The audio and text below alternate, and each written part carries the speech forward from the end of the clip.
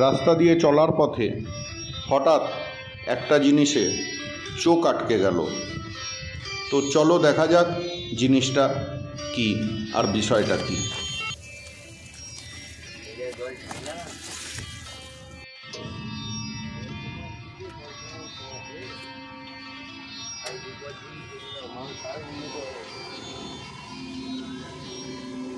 আমাদের কাছে একটা নতুনত্ব জিনিস সোলার সিস্টেম। আপনারা দেখছেন সোলার প্যানেলের মাধ্যমে সাবমার্শাল চলছে। এটা কৃষিকার্যে গভর্নমেন্ট থেকে দেওয়া হয়েছে। এটা গভর্নমেন্ট থেকে সাবসিডি দেওয়া হয়েছে কৃষিকার্যের জন্য। Government of West Bengal water resource investigation and development department solar, মৌজা Khargachhi, block Chakdah, district Nadia, India.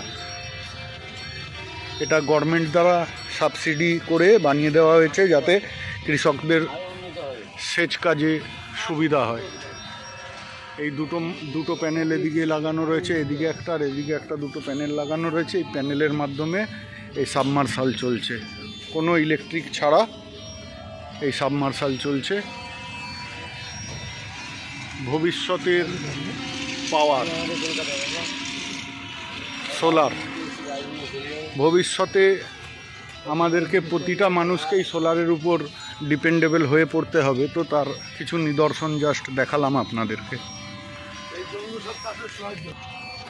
Solar যেহেতু আমাদের কাছে নতুনত্ব কিছু নয়, বহু পুরনো জিনিস, কিন্তু আধুনিকত্বের জীবনে মানুষের সোলার যে কতটা উপকারী সেটা আমরা প্রত্যক্ষ এবং পরোক্ষভাবে বুঝতে পারছি। কেননা আমরা যে ইলেকট্রিসিটি ইউজ করি পুরোটাই হচ্ছে কয়লা দিয়ে জেনারেট করা হয়। যে তথাকথিত ইলেকট্রিসিটি, এটা পুরোটাই কয়লা দিয়ে জেনারেট করতে হয়। কিন্তু এই সোলার সিস্টেম, এর জন্য কোনো ঊর্জা খরচা হয় না, বা ইন্ধন খরচা হয় না, বা ফুয়েল লাগে না। পুরোটাই আমাদের সূর্যদেবের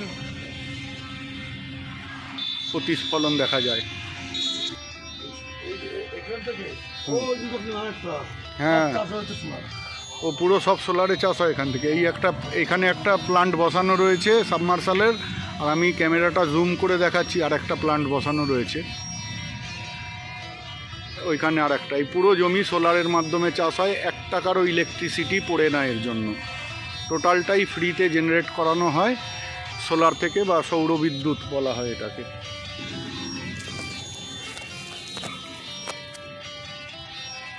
ঠিক আছে দাদা, আপনাদের এখানে একটু যদি বলে দেন এই জায়গাটার নাম কি বা কিছু। এখানে খড়গাছি। খড়গাছি। এরকম কটা প্রজেক্ট আছে আপনাদের টোটাল?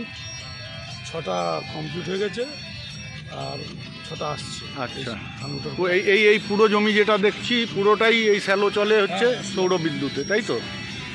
আপনারা কি গ্রাম পঞ্চায়েতের আন্ডারে? আচ্ছা, আপনাদের পঞ্চায়েত ভালো কাজ করছে, এটা আমি বলতে পারি।